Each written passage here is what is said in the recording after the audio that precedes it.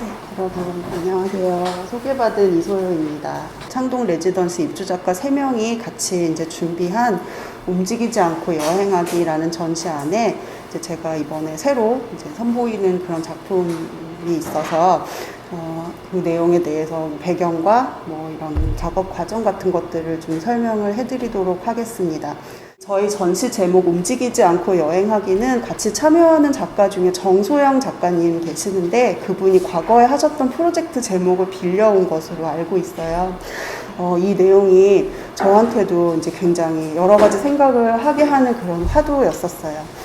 저는 보통 이제 작업을 하기 위해서 어떤 대상을 관찰해야 하고 그러기 위해서 대상이 있는 곳을 찾아가고 하는 그런 일들을 많이 하는 편이라 항상 돌아다니고 움직이고 하는 그런 종류의 여행에 익숙해져 있었지만 그럼에도 불구하고 제가 보려고 하는 어떤 혹은 만나려고 하는 대상이 사람이 아닐 때가 많고 이제 그 대상의 어떤 삶을 제가 물어볼 수도 없고 육안으로 안 보이는 것도 많고 감각할 수 없는 그런 것도 많고 또 과거에서부터 굉장히 긴 시간 동안 이어져 왔던 어떤 일이 있다면 그 과거의 모습은 제가 도저히 알 수 없고 그래서 만나러 가면 갈수록 구체적으로 그 대상에 대해서 알 수 있게 되기보다는 점점 더 몰라지고 점점 더 뭐라고 할까요? 아무리 움직여도 다가갈 수 없는 어떤 큰 세상이 있다는 거를 계속 느끼면서 작업을 하게 되는 것 같아요.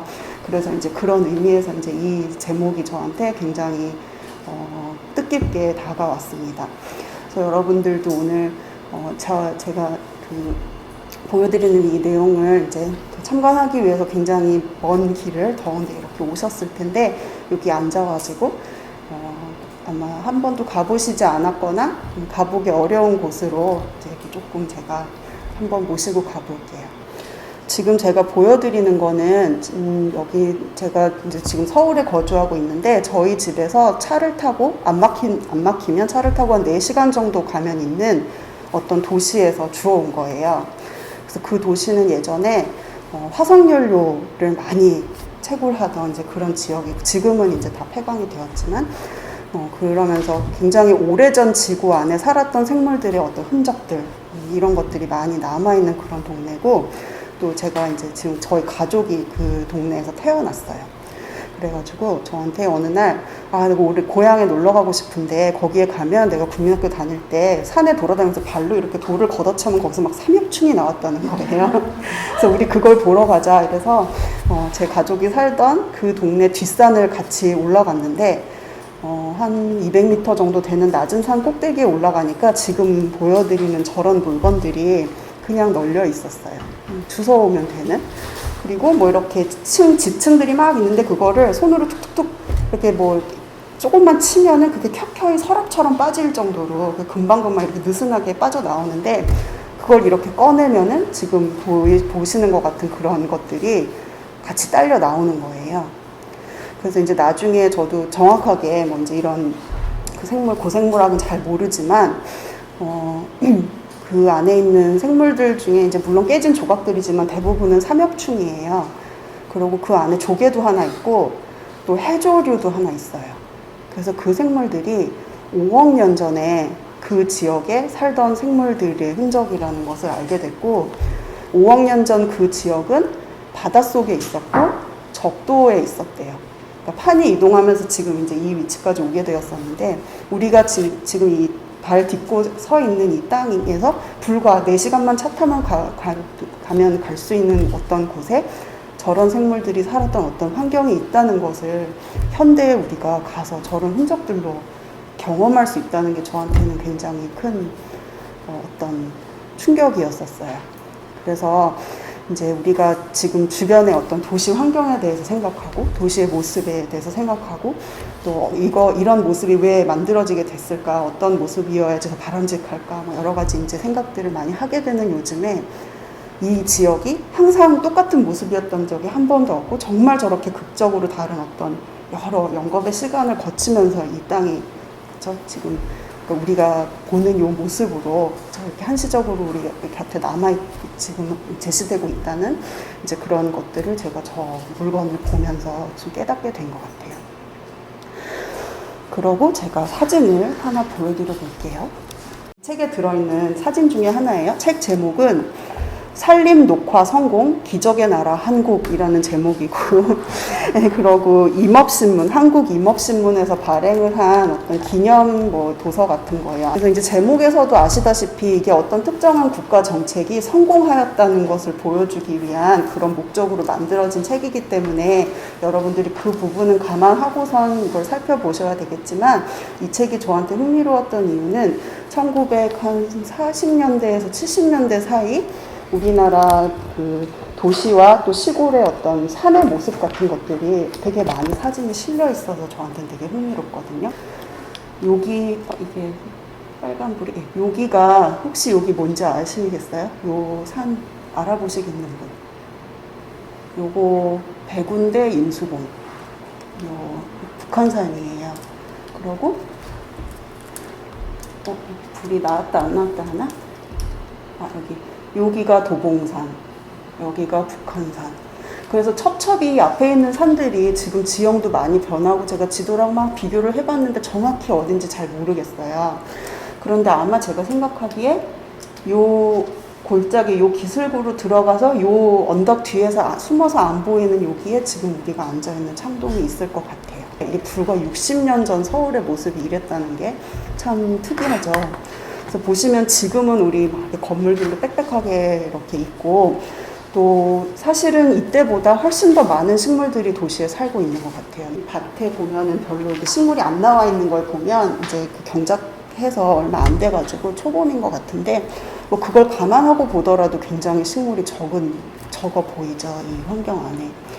그래서 사람만 적고 문명만 적은 게 아니라 식물도 적은 이제 어떤 이런 종류의 모습이 서울에 60년 전에 있었다는 것을 이 한 장의 사진을 통해 볼 수 있는 것 같아요.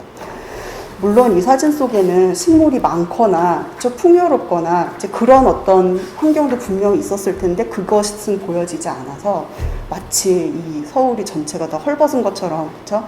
그렇게 이제 이해하게 하는 그런 효과가 있기는 하지만, 어쨌거나 이제 이런 장면이 하나 찍혀 있는 걸 볼 수가 있고, 위에 이제 글도 그 저자들이 뭐라고 적어놨냐 하면, 서울 가까운 곳의 산도 헐벗은 사막 같은 폐허의 산이었다, 이렇게 적어놨어요. 폐허라는 말을 쓰죠. 루인이라는 말이 들어있어요. 그래서 이 폐허는 다시, 그죠? 소생시켜야 되고, 그죠? 뭔가 이렇게 재난이 휩쓸고 가서 굉장히 안 좋은 상황에 놓여 있는 이런 환경이라는 걸 보여주는 그런 글귀가 적혀 있어요.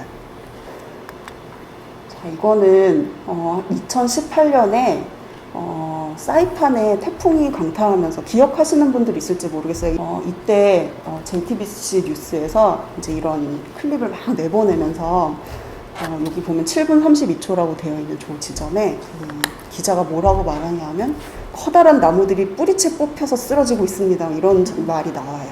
근데 이제 저는 이걸 너무 꼼꼼하게 봐서 그런지 몰라도 여기 나무도 없고 쓰러지는 것도 없는 거예요, 이 장면 안에. 여기 이거 식물이 분명히 있어요. 야자 아마 알아보실 텐데, 야자는 사실 나무는 아니에요. 초본 식물이에요. 대나무도 마찬가지로, 대나무 우리가 이렇게 말하지만 풀이에요.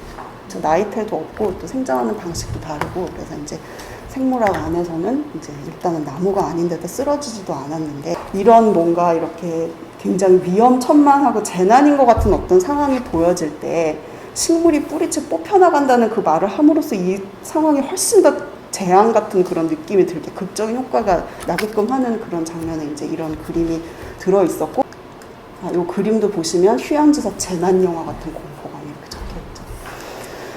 이거는 이제 야자들이 보면은 아까 말씀드린 것처럼 일단 굉장히 큰 풀인데 뿌리가 그렇게 깊게 내리지를 않고 바람이 불면 잘 쓰러지고 이렇게 수명도 그렇게 길지 않고, 그래서 우리가 길거리에 돌아다니면 이제 이런 풀들이 있는데 1년 지나고 나면 겨울 되면 다 이렇게 누렇게 말라서 죽는 게 되게 당연하잖아요. 그런 관점에서 보면 저 나무가 쓰러진 게 그렇게까지 엄청 큰 일이 아닐 수도 있겠지만, 크기가 크고 낯설다 보니까 사람들이 이게 뭔가 엄청 큰 훼손이 일어난 걸로 또 생각할 수 있는 것 같아요. 또 야자 얘기 좀 더 해볼게요. 아비정전이라는 영화, 왕가위 감독이 1990년인지 92년인지 잊어버렸는데 아마 두 번째로 만든 영화인 걸로 알고 있거든요. 이 장면을 보면은 오프닝에서도 그렇고 이 숲이 2번 나와요. 숲이 2번 나오고 이런 숲을 이렇게 패닝을 하면서 이렇게 보여주는 장면이 나오는데 이때 제가 이거를 20살 때 본 것 같아요. 거의 20년도 더 됐는데 그때 이걸 보면서 이 울창한 숲과 뭔가 이런 어떤 뭐 그런 그 습하고 어떤 싱그럽고 한 어떤 숲 속에 들어가는 어떤 느낌을 이 장면을 통해서 받고 굉장히 인상 깊게 남았었던 그 기억이 있는데 그걸 나중에 돌아서 지금에 와서 보니까 뭐가 보이기 시작했냐면 여기 전깃줄이 있더라고요. 이렇게 전깃줄이 있고 잘 보시면 나무들이 그 그리드로 서 있어요.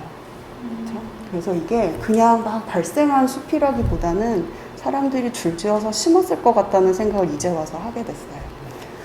그래서 이제 이 영화 안에서는 배경은 홍콩이지만 주인공의 어머니가 아마 필리핀에 살면서 아들을 버리고 필리핀에 재혼해서 가서 살면서 이런 야자 플랜테이션을 해가지고 돈을 많이 버는 어떤 그런 집을 결혼해가지고 풍요롭게 사는 엄마가 있고 이제 그 엄마를 찾아가고 뭐 이런 내용이 나왔던 것 같거든요.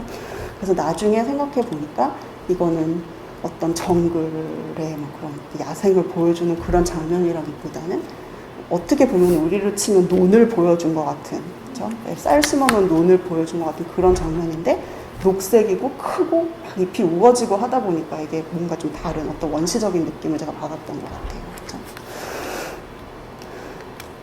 이거는 싱가포르에서 한 1920년대에 찍은 엽서인데 보시면 이거 다 동글동글한 것들, 아이고 죄송합니다.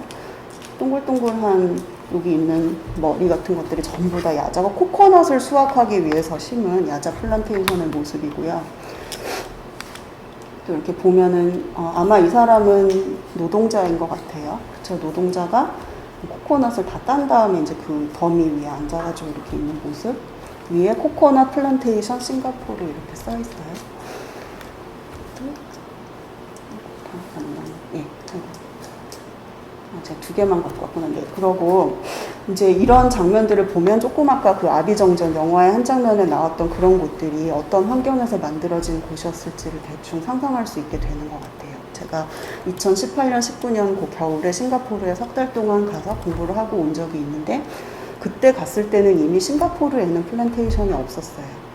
이제 그 플랜테이션들은 거의 말레이시아나 인도네시아나 이런 그 주변에 있는 국가들에 있는 넓은 땅으로 전부 다 보내서 이제 그 속에서 사람들이 경작을 하고 안에서 경제 활동을 하고 여러 가지 이제 일들이 일어나는 그런 모습을 볼 수 있었고 싱가포르 자체는 이런 플랜테이션이 없었는데 어쨌거나 그 아비정전에서 봤던 이 모습이 사실은 어떤 원시의 우림이라기보다는 이렇게 심어서 기르고 파뮤나 아니면 코코넛 기름 같은 것들을 우리가 자원으로 대량 생산해서 얻기 위해 또 이제 이 환경이 많이 파괴되고 있다는 얘기도 들어보셨을 텐데 이제 그런 곳의 중심인 이런 장면이었다는 걸 나중에 알게 됐어요.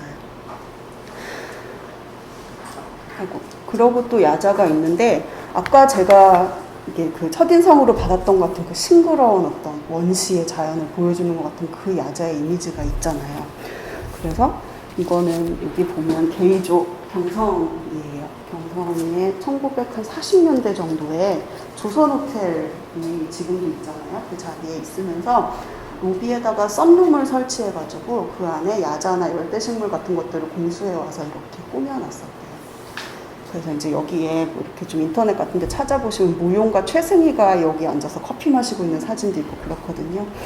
그래서 이 야자들이 사실은 서울 기후에 살 수 있는 그런 종류의 나무는 아니지만 이런 온실 안에서 그러한 어떤 정글의 느낌을 사람들한테 주기 위한 어떤 패션, 인테리어의 수단으로 도입되었던 어떤 역사가 죄송합니다. 네, 그 40년대에 이런 자료들을 통해서도 찾아볼 수 있다는 걸 좀 보여드리고 싶었어요. 그래서 여기에 있는 거는 그림인데요. 이 그림의 원본이 사진도 있거든요. 그리고 또 하나의 야자의 모습 보여드릴게요. 이거는 제가 서울 그 사진 아카이브 사이트에서 캡처를 한 장면인데 여기에 이 사건에 대한 이때 이 기사에 실렸던 사진 12점 정도 들어있어요. 그 중에 이제 하나만 제가 보여드리는 건데 보시면 베트남 주둔 장병 서울시청의 열대식물 기증 이렇게 적혀있고 1972년이에요. 그래서 베트남 전쟁 당시에 우리나라에 파병 갔던 그 군인들이 그 지역에 있는 야자들을 이렇게 엄청 뽑아가지고 트럭 12대 분량의 야자를 거기서부터 공수해 와서 서울시에서 기증을 한 일이 있었더라고요.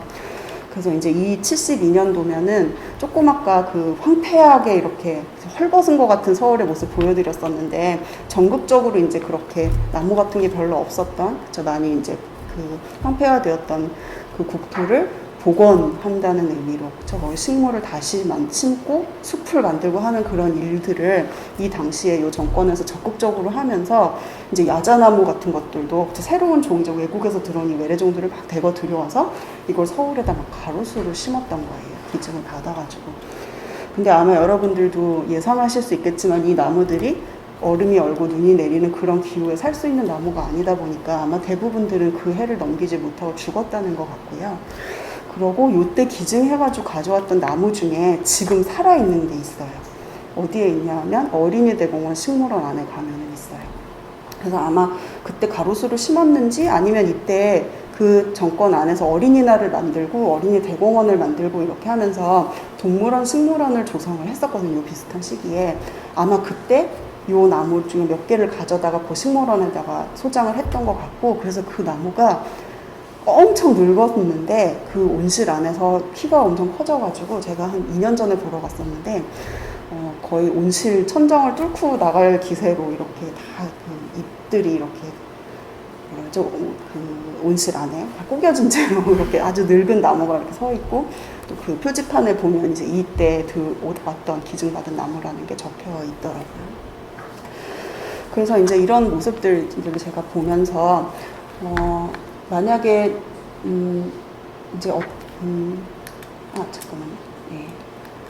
그걸 보면서 이제 몇 가지 생각을 하게 됐어요. 하나는 식물이 혹은 사람이 어떤 비어있는 공간에 들어와서 삶을 살아가게 되고 관계를 맺고 생태를 만들어가게 되고 하는 그런 사연들이 다 어디서 온 어떤 다양한 사연들이 있을까, 이런 것들이 궁금해졌었고, 그리고 또 하나는 우리가 알고 있는 이 야자의 이미지만 봐도 그렇고, 우리가 아는 어떤 식물이란 무엇이고 식물이 인간한테 해줄 수 있는 게 무엇이고 숲이 무엇이고 나무가 무엇이고 한 그 사람들이 가지고 있는 관념이 사실은 그 식물이 처한 맥락을 들여다봤을 때는 그렇게 잘 완전히 왜곡된 것일 수도 있겠구나. 저 오해도 굉장히 많이 일어나고, 또 우리가 정말 상상조차 하지 못하는 어떤 새로운 종류의, 다른 종류의 삶들이 이 각각의 장면들 속에 있겠구나 하는 것들을 이제 이런 자료를 보면서 생각을 하게 됐어요.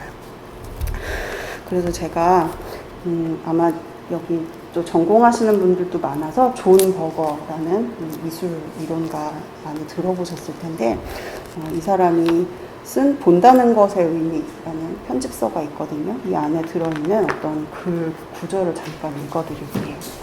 이 책 안에 보면은 주로 뭐 그림이나 사진이나 이런 시각 매체들, 이런 것들을 보면서 우리가 표면적으로 이렇게 알게 되는, 그렇죠? 눈으로 봐서 알게 되는 어떤 정보나 그 느끼는 심상 같은 것들이 사실 들여다보면 그 배우에 무엇이 있는지 이런 것들을 계속 파헤치는 그런 내용의 글들이 연속적으로 다 실려 있는데, 그 중에서 고통의 장면들을 보여주는 사진들로 번역이 되는 그런 글이 있어요. 이제 영어로는 Photos of Agony거든요. 에고니를 아마 고통의 장면이라고 번역을 한 것 같은데, 이 글은 1972년에 쓰여졌어요. 같은 요 일이 일어났을 때랑 같은 해고 베트남 전쟁에 대해서 이제 쓰고 있는데,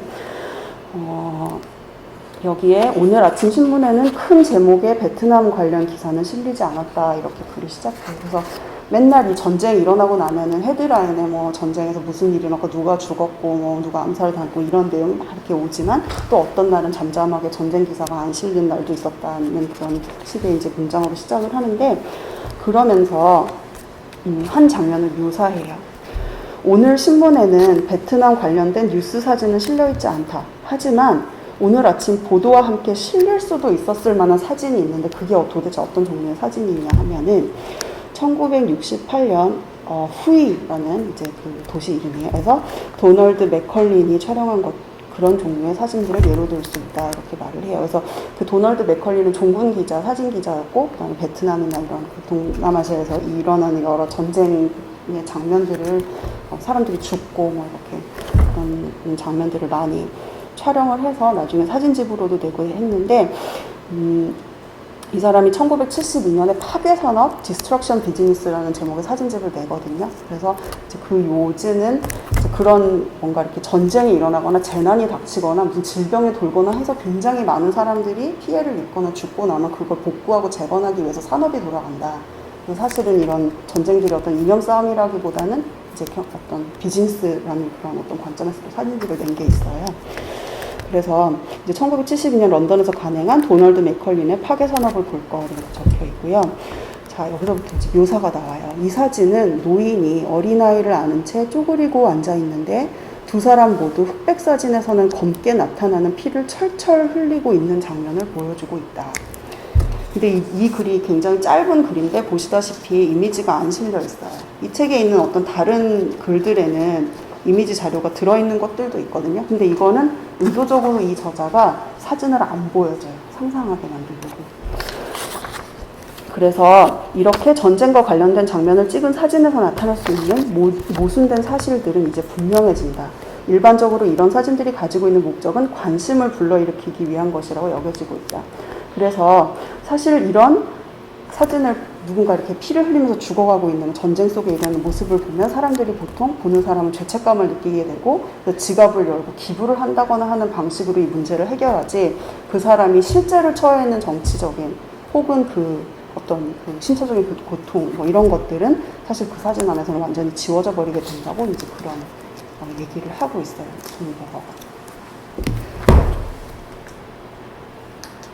이 사진이에요.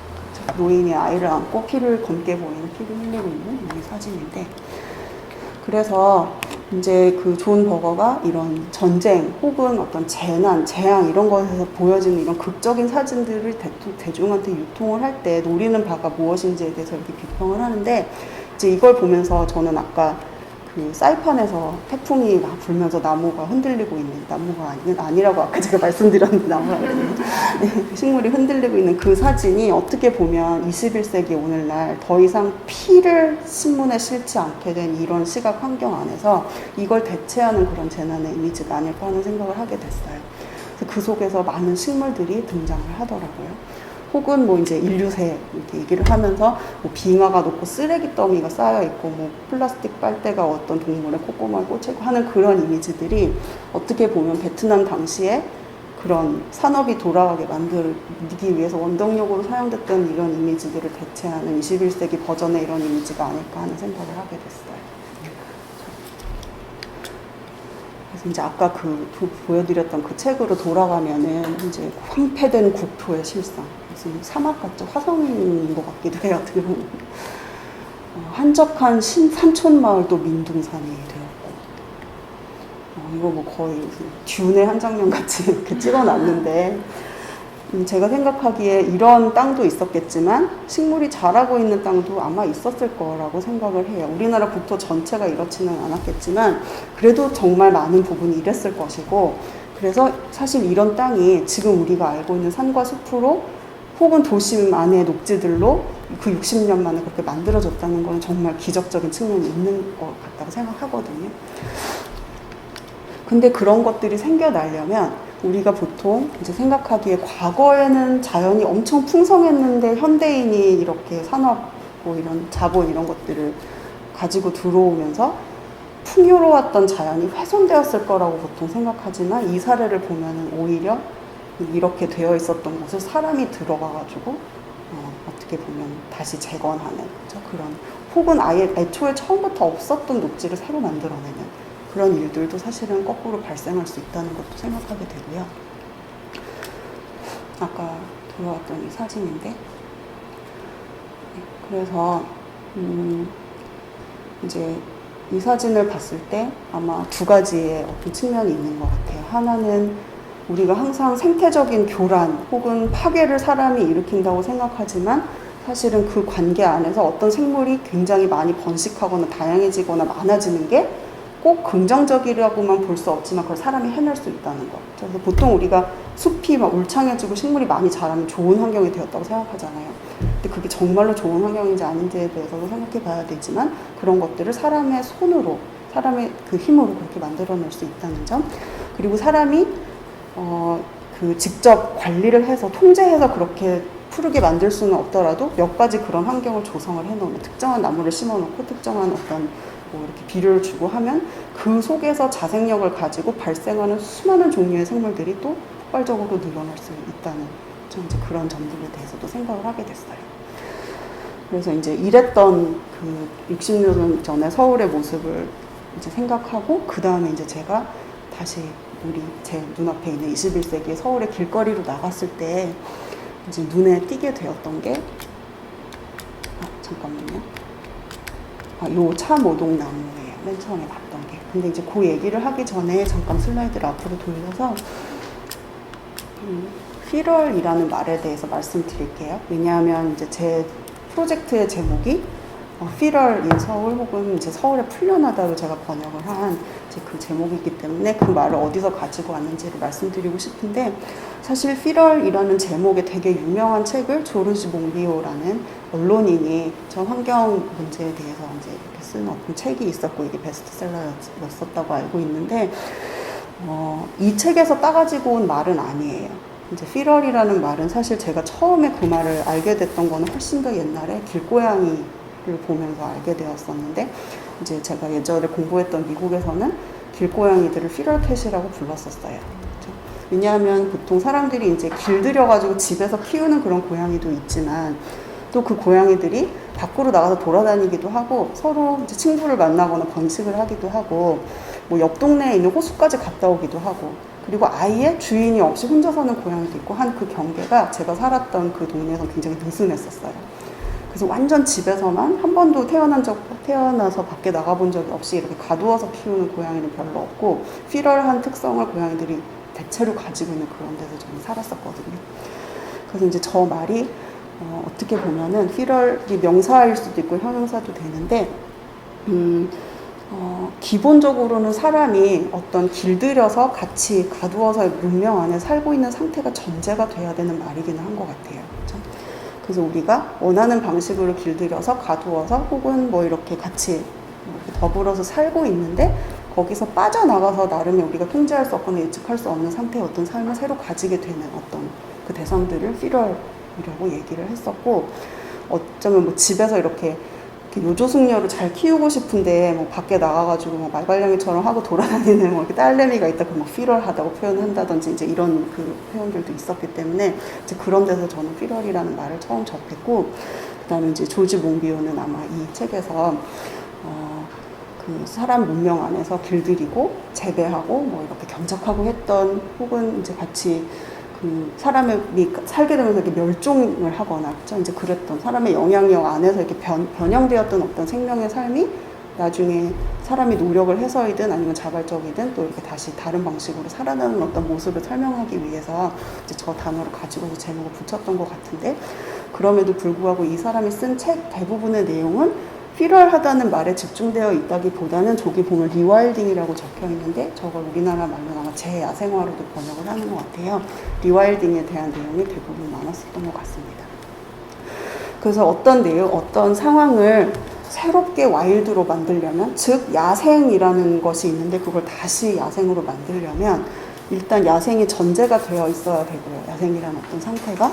그리고 그 야생의 상태가 없어졌기 때문에 다시 야생을 만드는 거잖아요. 그래서 야생이라는 어떤 기준이 사람들 머릿속에 아니면 어떤 공동체의 이해관계 안에서 정립이 되어 있어야지만 저 리와일딩이라는 말이 성립을 하기 때문에 기본적으로 와일드가 무엇인지에 대한 사람의 베이스가 이제 깔려있는 어떤 그런 상황에서 이루어지는 얘기인 것 같아요. 그래서 이제 이 책을 이제 보면서 제가 피럴이라는 말을 제목에 쓰고 싶은데 이 책이 번역이 되었더라고요. 김선아 선생님께서 이 책의 제목을 활생으로 번역하신 거를 알게 됐어요.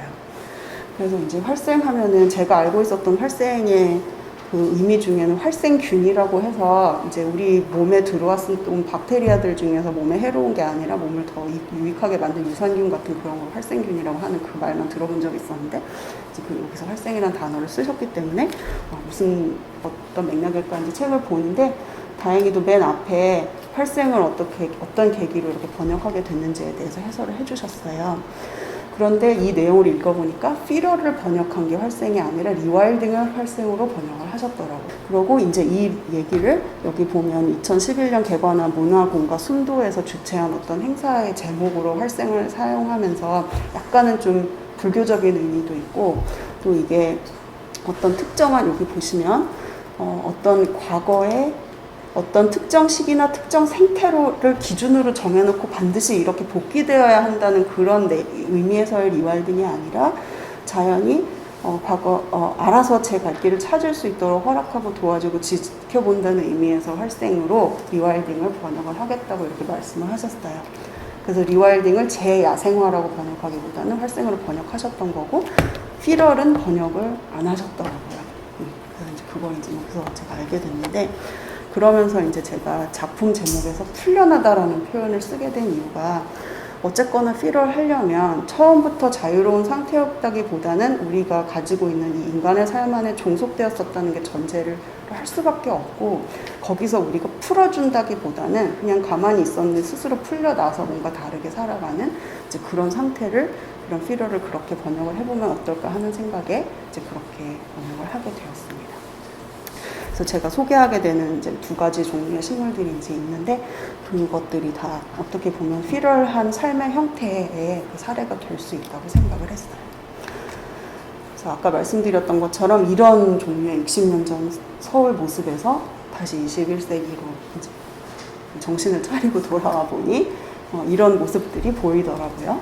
여기는 저희 집 올라가는 골목이에요. 여기 서대문구 홍은동이고, 여기 보면 피럴하지 않은 고양이가 하나 여기 있는 걸 보실 수가 있는데, 그 담 뒤에 이런 게 자라고 있더라고요. 전 처음에 이게 뭔지 몰랐어요. 근데 그냥 큰 풀인 줄 알았거든요. 호박잎인가 이런데 보니까 덩굴도 없고 호박도 안 열려서 뭔지 몰랐었는데, 뒤를 돌아가서 보니까 이렇게 풍성하고, 또 자세히 보니까 밑에를 여러 번 잘랐더라고요.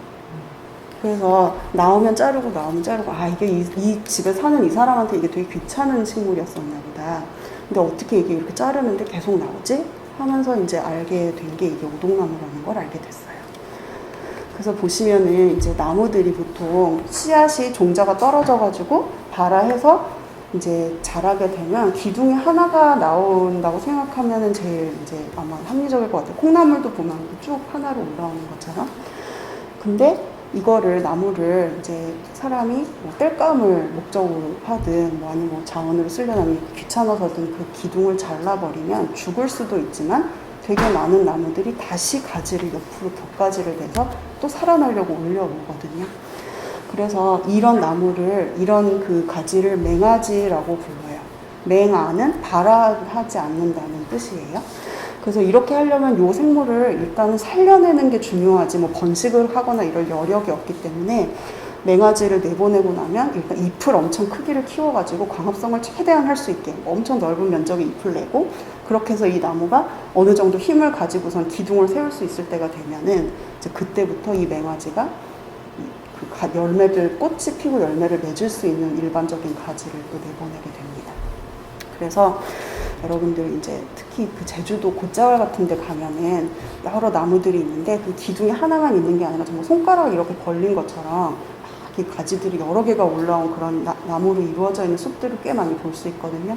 그게 이제 그 당시에 곶자왈에 살던 그 화전을 치던 사람들이 땔감으로 다 베가지고 나무를 쓰고 나면 나무가 이렇게 내고 가지를 계속 내서, 지금은 더 이상 사람들이 벌목하지 않으니까 그게 이제 나무로 자라면서 여러 개의 기둥을 가진 나무로 이렇게 살아있는 것을 보실 수가 있어요.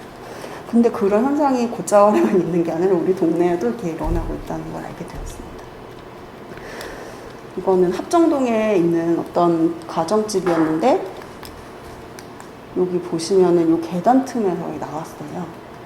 잘 보면은 정말 요 벽돌하고 계단하고 요 틈에서 아마 발화를 했을 수도 있고, 아니면 원래 이 자리에 오동나무가 있었는데 이 사람이 여기다가 계단을 만들기 위해서 담을 치고 계단을 만들면서 나무를 뱉는데, 그 틈을 비집고 밑에 훨씬 더 큰 뿌리가 있는 나무가 맹아지를 냈을 수도 있겠죠. 그래서 이런 식으로 어떤 도심에 있는 작은 틈 사이를 비집고 솟아나는 이런 오동나무들이 정말 눈을 돌리면은 아무 곳에나 볼 수 있을 정도로 흔히 많다는 것을 이제 이 이후에 제가 깨닫게 되었어요. 그래서 여러분들 지금 딱 이 오동나무 보기 좋은 계절이거든요. 7월, 8월 이때 그 아까 말씀드린 맹아지에서 올리는 큰 잎들이 왕성하게 나오는 시기라서 아마 오늘 이 강의 보시고 작품 보시고 밖에 나가면은 오동나무가 많이 보이실 거예요. 정말 많이 있습니다. 이제 여기는 제 직장이에요. 저는 이제 학교에서 강의를 하고 있는데 이곳이 제가 또 학생 때 공부를 하던 곳이기도 하거든요. 그래서 제가 2002년부터 지금까지 이 장소 모습을 알고 있어요. 중간에 못 볼 때도 있었지만. 근데 어느 날 보니까 저게 오동나무가 있는데 제가 옛날에 학생 때는 저 나무가 없었던 것 같은 거예요. 그래 당연히 이제 그걸 증명을 할 방법이 없는데 너무너무 감사하게도 제가 로드뷰를 구글맵 무슨 네이버 지도 다음 지도 이러면서 로드뷰를 온 사방을 다 뒤져봤는데 2012년 성북구석관동 요 장소가 찍힌 게 있더라고요. 업데이트가 안 돼가지고. 그 뒤에 보시면 주택가가 이렇게 있고 보시면 요 아파트 레미안 삼성 요건도 그대로 있잖아요. 이건 2021년이고 이건 2012년인데 여기 벽돌 건물이 있고 여기에 원래 나무가 올라왔어야 되는데 한 10년 전에는 없었던 거예요. 근데 그 10년 사이에 나무가 올라와서 열매도 맺고 이 사방으로 다 번식을 하고 있더라고요, 이 나무가. 근데 이 부지가 어떤 데냐면 잘 보시면 이제 그 나무가 학교 바깥에서부터 넘어왔어요, 가지가. 그래서 이제 저기 철망에 찍혀가지고 이렇게 찌그러진 상태로도 이쪽으로 막 계속 뻗어오는데 그래서 잘 보시면 이제 나무의 기둥은 이 벽에 붙어서 이렇게 쫙 붙어가지고 올라가고 있고 여기에 보시면 맹아지가 하나 나와서 엄청 큰 잎들이 자라죠. 그래서 아마 사람들이 귀찮으니까 계속 가지를 쳤을 거예요, 이쪽에. 그래서 이쪽에 맹아지가 있고 저쪽에는 또 맹아지가 아닌 일반적인 가지가 올라와 있는 이런 형태의 오동나무가 있는데 이런 곳에 있었어요. 그러니까 담 뒤에 아까 그 12년 사진 보면 벽돌로 된 주택이 있지만 지금은 없어요. 이렇게 공터로 다 철거를 한 상태거든요. 오늘도 가보시면 이 상태예요. 이게 어디냐 하면 아까 제가 말씀드렸던 나무가 있는 지점이 여기고 이만큼의 주택가를 이제 싹 다 철거를 한 거예요. 여기는 그 이문 휘경 아마 재개발 7지구인가 뭐 이렇게 해서 도시재생 그 지역으로 선정이 돼가지고 아마 여기에 타운하우스가 들어올 계획이라고 알고 있는데 이제 여기는 넘어서 이제 의릉이라고 이제 문화재가 있고 또 천장산이라는 산을 넘은 키스트가 있어요. 키스트 이제 그도 이제 보안이 굉장히 중요한 그런 연구기관이기 때문에 고층 아파트를 못 올리고 이제 저기다가 타운하우스를 짓는다고 하는 것 같아요. 저 부지는 원래 1980년대에 지금 저 학교로 사용되고 있는 건물이 안기부가 있었거든요. 그 안기부 직원들이 사는 사택이 한 30개 정도 있었던 그런 지역이라고 알고 있고, 그 다음에 그 안기부가 90년대 중반, 한 95년 정도에 다른 지역으로 이사를 가면서 집들도 다 비게 되니까 그때부터는 일반 주민들이 와가지고 여기 살았던 거예요. 그래서 이제 이때 철거를 했는데 보니까 이 나무를 왜 못 뽑았을까 생각해 보니 지금 이 나무는 겉에서 봤을 때는 요만하지만 아마 뿌리가 학교 쪽이랑 이쪽 부지 양쪽으로 아마 뿌리가 뻗어 있을 거고 지금 가지도 보면 양쪽으로 뻗잖아요. 그래서 저 나무를 뽑으면 담이 허물어질 것 같아요. 그래서 못 뽑은 것 같아요. 그냥 저거는 이쪽에도 속하지 않고 저쪽에도 속하지 않았는데 한번 걷어내려면 일이 크니까. 그래서 아마 나중에 이제 건축을 하게 되면 뭐 저 담을 허물어서 새로 만들든 하면서 이제 나무를 뽑겠죠. 그래서 이 나무가 언제까지 저 자리에 있을지 모르겠지만 지난 10년 안에 저렇게 커서 이 주변으로 엄청나게 또 번식을 하고 있는 것을 알게 되었어요. 이 자리에 보니까 아마 저 오동나무는 누군가 마당에 아마 심었던 나무였을 것 같아요. 주택가에. 예전에는 사람들이 마당에다가 오동나무를 심기도 하고 그러고 이제 더 오래전에는 이게 뭐 사실인지 아닌지 저도 이렇게 확정할 수 있는 증거는 못 봤지만 그냥 전해오는 얘기로는 조선시대 때 딸이 태어나면 마당에 오동나무를 심고 아들이 태어나면 향나무를 심었대요. 그래서 아들은 보통 그 집에서 태어나서 죽어서 실려나갈 때까지 그 집에 사니까 향나무는 한 60년 정도 키우면 관을 짤 수 있는 정도의 크기가 된대요. 그래서 관을 짜서 내보내려고 향나무를 심고 딸은 한 10년, 15년 이렇게 키워서 몸값 같은 걸 짜서 결혼할 때 보내려고 오동나무를 심었다는 얘기를 들은 적이 있어요. 진짜인지 모르겠지만 그래서 그만큼 오동나무가 한 10년, 15년이면 가구 하나 짤 수 있을 정도로 엄청 빨리 자라는 생장력이 왕성한 나무고, 그다음에 아마 여기 있었던 여러 집 중에 오동나무가 큰 게 하나 있었거나 아니면 뭐 심어서 기르던 사람이 있었을 텐데 아마 거기서 날라온 씨가 저기에서 발화를 하고 그러면 이제 점점 나무로 성장했을 거라는 어떤 피리얼라이즈 됐을 거라는 생각을 할 수가 있었고, 여기에는 그뿐 아니라 되게 많은 식물들이 있었어요. 이렇게 그냥 보면 공터 같지만 이 돌아다녀 보면은 이거는 이거 까마귀예요. 열매가 달려 있거든요. 그리고 이거는 이렇게 생긴 열매가 달려 있어요. 보시면은 이제 익어가지고 지금 계절이 8월 가까이 되니까 보라색으로 익어가고 있거든요. 이거는 자리공이에요. 이거는 귀화식물, 미국에서 온 식물인데 이게 열매가 나중에 보라색으로 익어서 엄청 진한 그 보라색 잉크 같은 게 나오거든요. 그래서 예전에 미국에서 독립선언문을 자리공을 따서 이걸 잉크로 써서 독립선언문 적었다는 말인데, 자리공 꽃이고요. 이거 나팔꽃이에요. 나팔꽃은 제가 못 가지고 왔어요. 근데 자리공을 이렇게 감고 가는 거 보실 텐데 나팔꽃의 종류가 되게 여러 가지인데 이거는 정원에 심어서 기르는 나팔꽃이에요. 그리고 요거 보면 방울토마토 보이시죠? 여기 보면 꽃도 여기 있고 여기 있고 거기에 같이 있는데 버들강아지. 지금 제가 나눠드리는 이 식물들은 바로 창동 레지던시 나가자마자 양쪽으로 화단 두 개 이제 거기서 다 따오는. 그래서 여기 있는 이 식물들을 보시면은 어떤 거는 여기가 주택가였을 때 사람들이 텃밭에서 키우거나 마당에 심어서 키우던 식물들이 싹 다 여기를 걷어냈는데도 씨가 남아가지고 막 자라고 있는 그런 식물들과 서울 시내의 어느 틈에서나 원래 잘 퍼지는 저 자생력이 원래부터 있었던 식물들이 뒤엉키면서 우리 눈에 그렇게 휘황찬란해 보이진 않지만 일종의 정글이 만들어져 있었어요. 사실 오늘도 우리가 다 같이 거기 가면 이 비슷한 모습 볼 수 있어요. 그 다개장풀이라는 건데 이건 지금 시기가 조금 더 지나다 보니까 여기 안에 열매가 달렸어요. 꽃잎은 보라색 꽃잎은 떨어지고 여기 잘 보시면 열매가 있어요. 이것도 이 창동 레지던시 앞에 화단에서 따갖고 온 거거든요. 그래서 이 식물들이 서울에 사는 우리들 이렇게 직접 재배를 할 수도 있겠지만 그렇지 않은 어떤 상태로 뒤엉켜서 이렇게 다 철거된 어떤 터에서도 살고 있다는 걸 봤어요. 이거 채송화인데 이런 건 정말 야생 식물은 아니거든요. 원예 좋은 식물이고. 또 나팔꽃. 이거는 엔젤스 트럼펫, 흰동말풀이라고 해서 이것도 이제 야생으로 사실 자란다기보다 이거 심어서 기르는 그런 식물인데 이것도 굉장히 많았어요. 그래서 이런 것들이 공터에서 정말 피럴하게 자라고 있는 모습을 보게 되고 오동나무도 그 중에 하나라는 걸 알게 되고 그러면서 점점 이 식물들의 네트워크가 도시 환경 안에서 이렇게 보여지기 시작하더라고요. 그러면서 이제 이 오동나무가 어디에 많이 있는지를 좀 찾아서 돌아다니다 보니 대체로는 조금 그 정비가 덜 되고 오래된 주택가인데 사람들이 재개발을 원하면 사실 그 동네를 잘 정비를 안 하고 낡게 이렇게 좀 내고 방치하는 그런 경향이 있는데 그 사람 손을 별로 타지 않은 오래된 주택가일수록 오동나무가 많이 있고 재개발을 앞두고 있거나 저 재개발을 희망하는 어떤 지역에 또 이렇게 굉장히 많이 이 나무들이 있다는 걸 알게 됐는데 그 중에 되게 대표적인 사례가 이곳이었어요. 여기는 이제 내부순환로 타고 올라가는 그 길이거든요. 여기 보시면 여기에 오동나무가 하나 있어요. 하나 있고 여기 보시면 청소년 출입하지 못하게 이렇게 쳐놓은 천막이 있어요. 그래서 이 문 뒤로 들어가면 이제 그 집정촌이 나와요. 여기가 이제 보시면 제가 이거를 여기가 기름역 환승 주차장이거든요. 여기가. 그래서 이 기름역 환승 주차장 옥상에 올라가서 내려다보면 여기가 다 보여요.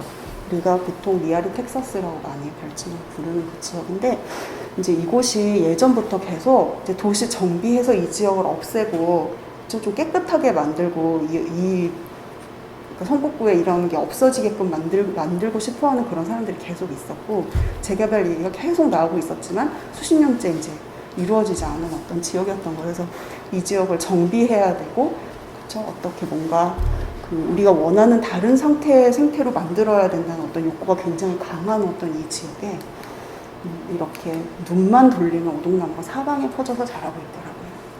여기 점집도 되게 많고 여관도 많아요. 이 동네는.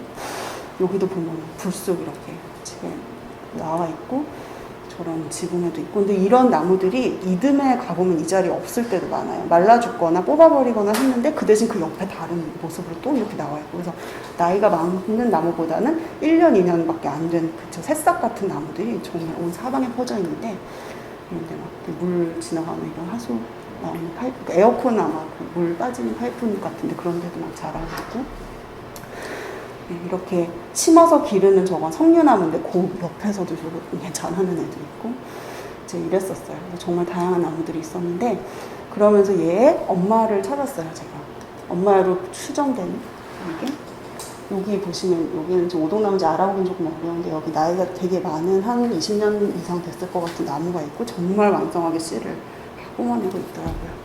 근데 저거는 그 여관 부지인데 나무로 둘러싸여서 일반인이 들어가기 어려운 그런 부지에서 제가 나무 앞에까지 못 가고 멀리서 사진을 찍었는데, 저 이런 그 사람들하고 관계 안에서 살아남은 이런 나무들이 또 그러니까 그 할머니가 있으면 이제 얘가 엄마가 돼서 또 자식을 이렇게 막 만들고 하는 그 나무들이 곳곳에 몇 개가 있었어요. 여기서도 제가 여기서는 필요한 고양이가 있어서 같이 담아갔습니다. 그리고 이제 여기는 그 출입 금지 표시가 있는 그 구역 위에 뭐 ATM 위에서도 자라고 하는 이런 모습을 갖고, 그러고서는 아까 말씀드린 그 기름용 화학산 주차장 꼭대기에서 내려다 봤을 때 여기에 이렇게 종자를 맺을 수 있는 큰 오동나무와 거기서 퍼져 나가서 있는 이런 점점이 있는 이 동네 안팎으로 쭉 자라는 엄청나게 많은 오동나무들을 그 위에서 조망을 할 수가 있었어요. 그래서 이제 이게 제가 어떻게 보면은 그 필요한 그런 도시 안에서 어떤 그 자생력을 가지고 살아가는 아주 대표적인 식물의 사례로 이제 이 오동나무를 보게 됐고, 그러면서 이것과 이제 대비를 하는 입장에서 또 다른 사례를 하나 보게 되었는데, 그것은 바로 하늘공원, 월드컵 공원에 있는 그 어떤 식물이었어요. 그래서 오동나무는 서울 전역에 되게 자유롭게 퍼져서 잘 생존할 수 있는 어떤 식물인데, 제가 지금부터 보여드리려는 야고라는 식물은 그렇게 아무 곳에서나 퍼져서 살 수 없는 특성을 가지고 있어요. 그래서 보시면 이거 제가 작년 가을 한 10월 정도에 이제 하늘공원에 가서 촬영한 사진인데, 보통 10월 달에 여기 하늘공원 위에 억새가 굉장히 많이 심겨져 있거든요. 그래서 여기서 사람들이 이제 와서 사진도 찍고 축제를 굉장히 크게 하는데, 작년에 이제 집합 금지 때문에 축제를 안 열고 40일 동안 공원을 폐쇄했었어요. 그래서 제가 공문을 받아가지고 여기 아무도 없는 하늘공원을 10월에 들어가서 정말 이 10월에 피는 야고라는 식물을 정말 잔뜩 관찰할 수 있는 그런 좀 행운을 얻었는데, 이게 바로 제가 이제 찾은 또 다른 어떤 필요한 특성을 가진 식물이었어요. 이 야고는 1970년대 아마 후반에 우리나라 안에서 이제 이런 식물이 우리나라에 자생한다고 처음 보고가 됐는데, 이게 우리나라에서 처음 발견된 식물은 아니고 원산은 스리랑카나 인도 이런 아열대 지방이라고 해요. 그래서 이제 그쪽에서 계속 살던 식물들이 따뜻한 지역으로 이렇게 퍼져나가다가 우리나라 같은 경우는 제주도, 여수 이런 남쪽 지역에 이제 일부 자생하는 군집들이 발견이 지금 되고 있거든요. 그래서 이 식물은 말씀드린 대로 열대에, 그러니까 따뜻한 지역에 사는 식물이기 때문에 눈이 오거나 땅에 얼면은 살 수 없는 식물이고, 또 한 가지 특성으로는 얘가 광합성을 못해요. 엽록소를 안 가지고 있는 식물인 대신에 그 뿌리 대신 흙기라는 구조를 내보내서 다른 식물에 달라붙어서 양분을 빨아먹고 사는 기생식물의 일종이에요. 그래서 이제 이런 기생식물 되게 종류도 여러 가지 있어요. 뭐 그 겨우살이라고 해서 크리스마스 때 이렇게 미슬토 그 밑에서 뭐 이렇게 키스를 하면 사랑이 이루어진다 하는 그때 그 겨우살이도 기생식물이거든요. 그런 것처럼 엽록소를 아예 가지고 있지 않거나 아니면 일부만 가지고 있으면서 영양분의 대부분 혹은 일부를 다른 식물에서부터 얻는 그런 식물들이 있는데, 그 중에 하나가 바로 야고고, 야고가 기생할 수 있는 또 몇 가지 종류의 식물 중에 억새가 있어요. 그래서 우리나라에서는 제주도 이런 오름 같은데 말들이 풀을 뜯어먹고 나서 그 숲이 없어지고 억새가 막 이렇게 자라는 그런 그 지역에 가면은 거기 뿌리에 이렇게 야고가 붙어서 자라는 것을 볼 수가 있습니다. 그런데 이제 아마 예상을 하시겠지만 이 하늘공원이 제주도에서 참혹새를 굉장히 많이 공수를 해가지고 와서 이 공원을 조성을 하는데 그때 이 야구들이 뿌리에 이제 같이 붙어 있다가 많이 딸려왔고 그러면서 하늘공원 위에서 자생력을 가지면서 이렇게 지역을 넓혀가면서 번성을 하게 되었는데 그럴 수 있었던 이유가 서울은 기후가 겨울이 있는 지역이지만 하늘공원이 쓰레기 매립지였고 거기서 계속 부패하면서 지열이 발생하다 보니까 땅이 얼지 않아서 이 생물이 살 수 있는 굉장히 좋은 조건이 되었고 그래서 사실 우리가 이걸 집에 데려 가지고 가서 화초로 키우거나 아니면 이런 도시에다 심어서 자라게 할 수는 없지만 사람이 통제하기는 굉장히 어렵지만 사람이 교란하고 사람이 조성해 놓은 어떤 환경 안에서 자생력을 가지고 살 수 있는 그런 생물이라는 측면에서 그 참호동 나무와는 조금 다른 어떤 피럴한 특성을 가지고 있는 식물이구나 이런 생각을 하게 됐어요. 그래서 이제 오늘 밖에 이제 나가보시면 조금 이따 같이 전시장에 갈 텐데 그곳에 가면 제가 1년 넘게 이제 이 식물들의 일생을 관찰하면서 씨앗에서부터 발화해서 꽃이 피고 종자를 맺고 이제 다시 그 순환하는 생애 주기 전체를 제가 키우기도 하고 채집도 하고 이렇게 해서 그 식물을 모았고요. 그렇게 해서 이제 이 식물들의 모습이나 사람 같은 걸 좀 자세하게 볼 수 있도록 이제 건조해서 보존한 어떤 조형물들을 설치를 해놨고 이제 그러면서 그 내용이 조금 배경이 될 수 있는 비디오도 옆에 같이 설치를 해놓은 것을 보실 수가 있을 거예요. 야구 꽃이 피었을 땐 이렇고 이름에 대한 내용도 있는데 이거는 제가 그냥 잠깐만 말씀을 드릴게요.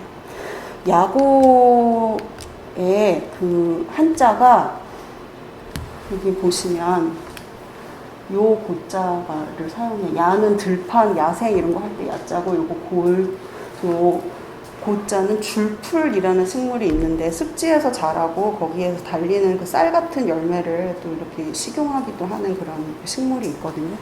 갈대처럼 자라는 쌀처럼 생긴 그런 식물인데 그 줄풀 고자를 사용해서 이렇게 설명을 하고 있는데 야구가 우리나라에선 70년대에 발견됐지만 중국에서는 원래 자생을 하고 있었고 그 전에 중국에서 붙인 이름을 그대로 가지고 온 거거든요. 왔다고 하거든요. 근데 여기에 대해서 되게 많은 사람들이 왜 야구는 그런 쌀이나 이런 갈대같이 생기지도 않았는데 들판에 나는 줄풀이라고 이름을 붙였을까라는 의문을 되게 많이 갖더라고요. 여기도 보시면 뭐 이재능이라는 그 어떤 그 식물 어떻게 보면 애호가인 분인데 야생화 같은 걸 보러 다니고 하는 그런 분이 책도 많이 쓰고 했는데 이분이 이제 어디에 기고한 글을 보면은 야고는 한자는 이렇게 쓰고 중국 이름도 같은데 들판에 자라는 골풀이라는 뜻이지만 습지에 사는 골풀과 친척 관계도 아니고 모양도 닮은 구석이 없어서 왜 이거를 골풀이라고 붙였을까? 그러니 담뱃대를 닮았으니 담뱃대 더부살이 뭐 이런 식으로 한글 이름을 새로 붙이는 게 더 좋겠다 이렇게 주장을 하는 분들이 있었어요. 근데 사실 이걸 제가 조사를 해보니까 담뱃대 더부살이라는 이름을 어디 티벳인가 다른 나라에서는 이미 그 말을 붙여서 쓰고 있는 내용이 있었고 이분이 만들어낸 말은 아닌 것 같더라고요. 그리고 또 보시면은 이 고라는 글자가 줄풀이라는 뜻도 있지만 그 중국어 혹은 한문이 을 중심으로 하는 그런 언어이다 보니까 이 똑같은 여러 가지 이런 종류의 이 고들을 그렇죠? 그 식물을 표현하거나 아니면 버섯을 표현하거나 또 생물들을 표현하는데 그걸 막 뒤섞어서 사용하고 있다는 것을 이제 여기 이 구제필이라는 분이 이제 고문한 여러 가지를 대조하면서 이제 밝혀낸 것이 있었어요. 그래서 이제 10여 종의 고전 문헌 속 버섯을 뜻하는 한자를 조사해보니까 이렇게 많이 있었는데 고도 이를테면 한 가지만 쓰는 게 아니라 이렇게 여러 가지를 막 섞어서 쓰더라. 잘못 필사했을 수도 있고 소리만 듣고 베껴 썼을 수도 있고 의도적으로 썼을 수도 있겠지만 그렇죠. 그래서 이 고자는 사실 줄풀이라는 뜻도 있지만 버섯이라는 뜻도 있다는 것을 이제 이 사람이 얘기를 해요. 그래서 이를테면 우리가 되게 잘 알고 있는 표고버섯 할 때 표고도 이 글자를 쓰는데 표고는 전혀 줄풀이랑 똑같이 생기지도 않고 같은 생물군도 아니지만 이제 이 글자를 쓰는 거예요. 이거는 사고라고 해서 아까 야고랑 비슷한 기생식물이거든요. 생긴 거는 되게 버섯처럼 생겼다고 보실 수도 있는데 이건 우리나라에서는 발견되지 않는 식물이긴 한데 이 고자를 쓰는 기생식물이 중국어 안에서 야고 말고도 또 있고 이런 식물들의 특성을 보면 광합성을 하는 대신 다른 생물에서 영양을 빨아먹고 살고 버섯인지 식물인지 되게 헷갈리는 이제 그런 종류의 생물들에다 이 고자를 쓴다는 것을 알게 되어서 이제 아까 그 이재능님을 비롯한 여러 사람들이 왜 야고를 줄풀에 비유를 하느냐고 했던 그 질문은 어떻게 보면은 그 고자를 조금 너무 식물계 안에서만 생각하려고 했기 때문에 그런 해석이 있지 않았나는 생각이 들고, 조금 생물 분류군을 넘어서 생태나 상징이나 이런 것들을 보면서도 좀 그 이름을 해석하는 방식을 확장할 수 있지 않을까 그런 생각을 하게 되었습니다. 이거는 참고로 버섯이에요. 뱀버섯 사고라고 이것도 쓰는데, 잘 보시면 아까 요 발라네스포세레세이 요 속에 속해 있는 이 식물하고 상당히 모양이 비슷하게 생긴 것을 알 수 있습니다. 이제 마지막으로는 제가 야고를 이제 그 하늘공원에서 채집을 하기는 좀 어려웠어요. 거기는 공원이고 이제 공원에 있는 생물을 훼손하면 안 되기 때문에 주로 이제 야고 표본을 만들기 위해서 제주도에 가서 그 찻길이나 이런 데 길가에 막 자라는 그런 생물들을 많이 채집을 해가지고 왔고, 그러고 또 일부는 제가 하늘공원에서 씨는 좀 받아왔어요, 가을에. 그래서 여기에 야고 씨를 받아온 모습인데, 이거를 억새도 하늘공원에서 씨를 받아서 두 가지를 접을 붙여가지고 직접 키워서 또 이렇게 만들기도 했습니다. 그래서 이런 과정을 거쳐서 만들어낸 조형물들 밖에 나가면 여러분도 같이 보실 수 있을 거고요. 참고로 이 야고의 작업은 이제 국립현대미술관 창동레지던시에서도 같이 지원을 해주셔서 같이 작업을 했지만, 작년에 이걸 하늘공원에서 시작을 하면서 여기 계시는 여러분들, 명수민 서울시립미술관 난징미술 창작스튜디오, 그리고 공원에 제가 출입할 수 있게 해줬던 서울특별시 서부공원 녹지사업소, 그리고 한문 자문해 주셨던 임원경제연구소 정정희 선생님, 이런 분들의 도움을 받아서 작업을 할 수 있었습니다. 네, 그래서 오늘 작품 설명은 여기에서 마치도록 하고요. 여러분 긴 시간 얘기 들어주셔서 감사합니다.